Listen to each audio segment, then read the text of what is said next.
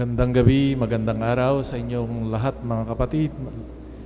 Gayon din ang mga kapwa mananampalataya na nasa ibang dako ng mundo. Kami bumabati po sa inyo mula dito sa Shrine of Jesus, the Divine Word.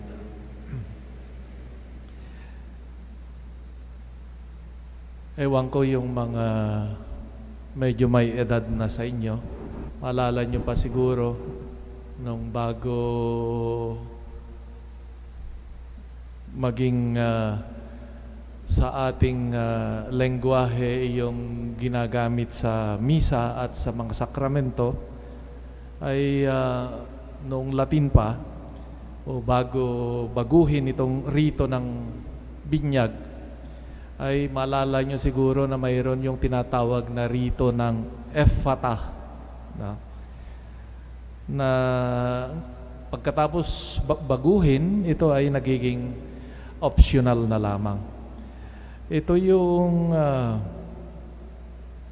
ang ginagawa ay yung pare ay hinahawakan yung tainga at bibig ng bibinyagan, no? Sa pamamagitan ng kanyang isang daliri, no? Hinlalaki ba ito? At yung ibig sabihin nito ay parang sa ganon ay tanggapin, mabuksan ang tainga para tanggapin ang salita ni Kristo at mabuksan ang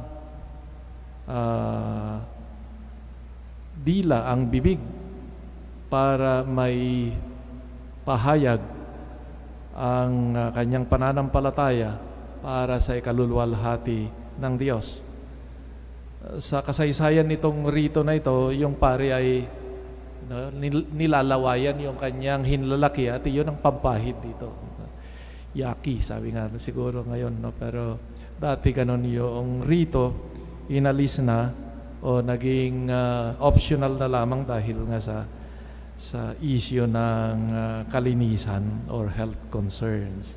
Lalo na ngayon sa gitna ng pandemic, wala na ito, hindi na natin ginagawa ito.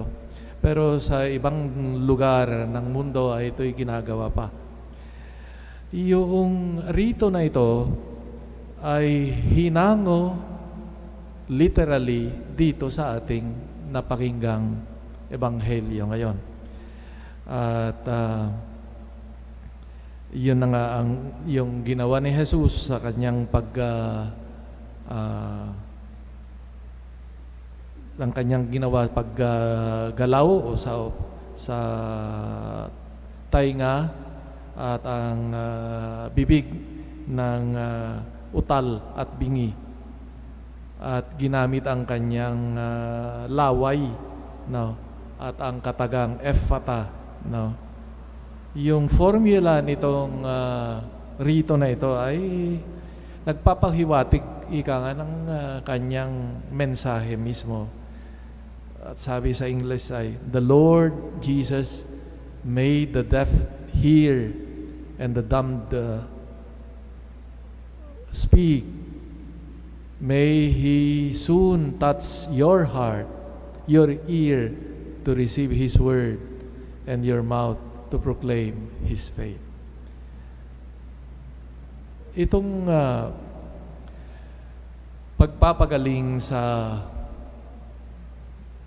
pipi at bingi sa isang rehiyon ng mga pagano sa Sidon ay ikwinento ni San Marcos na mayroong pakay, at yun ay upang mangaral higit kung ano nga ba ang kahulugan nito. Yung kanyang mga ginagawa ni Jesus ay hindi lamang simpleng pagpapagaling physical, kundi may mas malalim pang kahulugan nito. At yun yung isa sa mga pakay ni San Marcos sa kanyang pagsasalaysay nito. Yung may sakit ay espesyal. Hindi nakakarinig, hindi rin nakakapagsalita. Ika nga'y nabubuhay doon, nakulong na sa kanyang sarili, sa kanyang na walang kakayahang makipag-ugnayan. Hindi niya kaya marinig at malaman na si Jesus pala ay dumaraan doon. Ibang tao ang nagdala kay Jesus, itong taong ito. Ito ring pagpapagaling ni Jesus ay sadyang kakaiba rin. Nakita natin na hindi niya ipinatong yung kamay na ang kanyang kamay na yun nang hinihiling ng mga tao nagdala sa may sakit, kundi ninais ni Jesus na ilayo doon sa mga tao itong pipi at bingi, at doon niya pinagaling, doon niya hinawakan. Parang gustong ipahiwatig ni Jesus na ang kanyang pagpapagaling, gawang pagpapagaling, ay isang gawaing gusto niyang maranasang personal ng bawat isa. Hindi lamang, okay, pagalingin ko ng kalayo yung mga lahat yan, kundi makita natin yung personal touch, ika nga, ni Jesus. At sa pamamagitan lamang nitong ika nga'y pakikipag-ugnayang personal ni Jesus, yung malalim at makabuluhang pakikipag-ugnayan niya sa may sakit, sa may nangangailangan. At doon niya pinagaling ang kanyang pagkabingi at pagkapipi.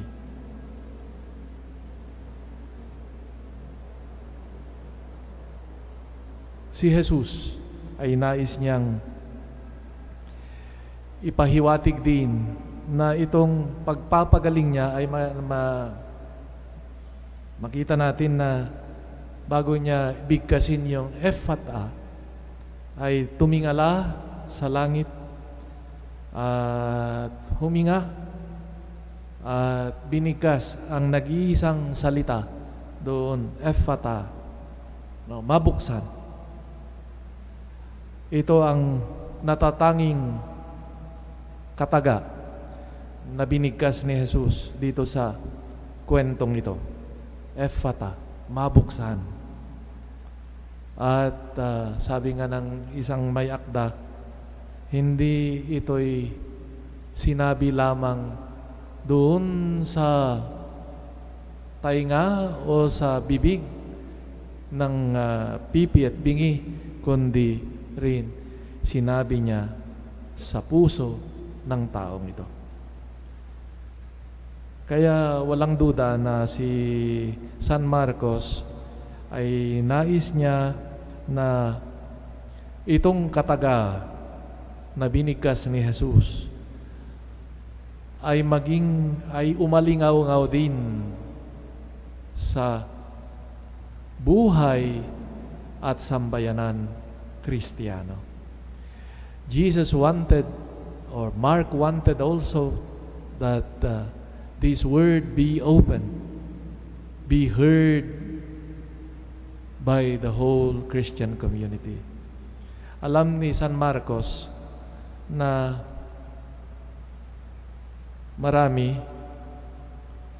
na pwedeng makinig pero parang nakikinig pero hindi naman pala. Maraming bingi sa salita ng Diyos. Kaya yun din ang nais niyang sa ating pagbasa ngayon, no, na ipahiwatig na tayo rin ay sinasabihan ng Panginoon, hindi lamang doon sa pipi at bingi, kundi para rin sa sambayanang Kristiyano.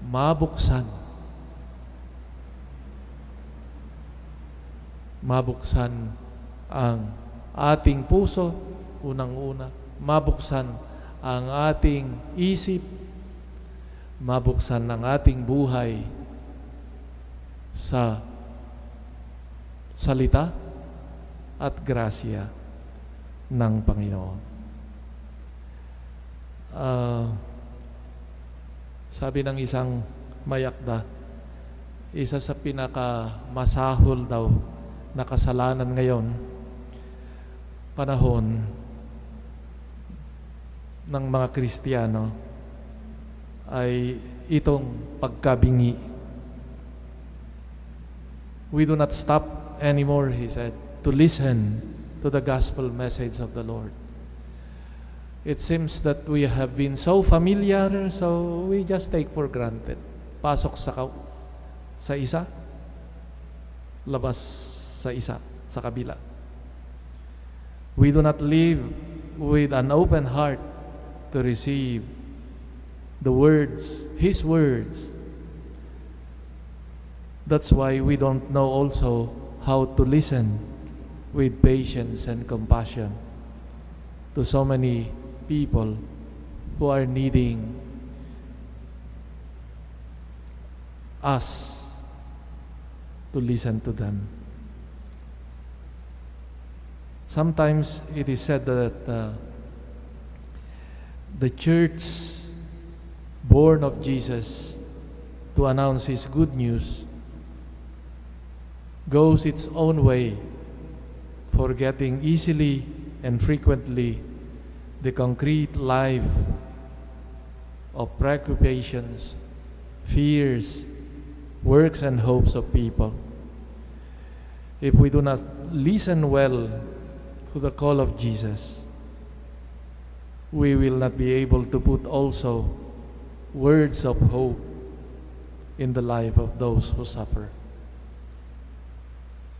At ito siguro yung halagang hamon sa atin ng Panginoon. The Lord is asking us to learn to listen to Him. That in listening and in learning from Him, we may also pronounce and share the word of life, the word of hope to those who are in need. Hindi lamang ikangay yung material na inabibigay natin, kundi ang ating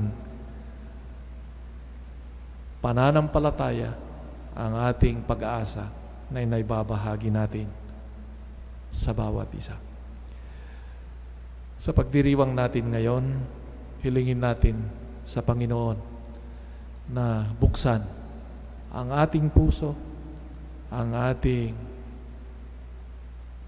tainga, ang ating isipan para mapakinggan tunay ang katotohanan dala ni Jesucristo. Kasi sabi nga natin, kung hindi nating siniseryoso itong kataga o salita ng Diyos, ay walang magbibigay sa atin ng liwanag para tignan ang mga alingaw-ngaw ng mundo na akala natin ay lahat ay katotohanan, magugulo na lang tayo, magugulantang na lang tayo na ito pala ay mga kasinungalingan. Kailangan natin ang liwanag ng banal na salita ng Diyos bilang batayan para makita natin, maulinigan natin ang tunay na tinig ng Diyos, ang katotohanan. Naglipa ng mga fake news, ang opinion dito ni Fulano ay kasalungat ni Fulano, sino yung makapangyarihan, ay gagamitin ng lakas ng kanyang kakayahan para i-impose ang kanyang kasinungalingan minsan. Kailangan natin na kung nang magiging matalino, mapanuri, at magiging matalino lamang at mapanuri ang Kristiyano kung ito'y papakinggan ang salita at katotohanan na nagmumula sa Diyos. Ito'y hilingin natin na naway tayong lahat, mga Kristiyano, ay marunong makinig sa salita ng Diyos at ito'y magbigay din sa atin ng kakayahang suriin ang mga mungkahi ng mundo, ang mungkahi na naririnig natin na ito yung katotohanan, ito yung mabuti, etc., etc. Ito'y pala'y lahat mga kabulastugan.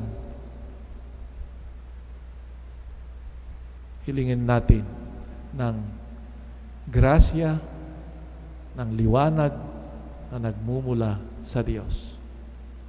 Si Kristo ang banal na diwa, ang tunay na katotohanan na maging liwanag natin sa pagharap sa mga itong bagay sa ating buhay. Pagpalain nawa tayo ng ating Poong may kapal.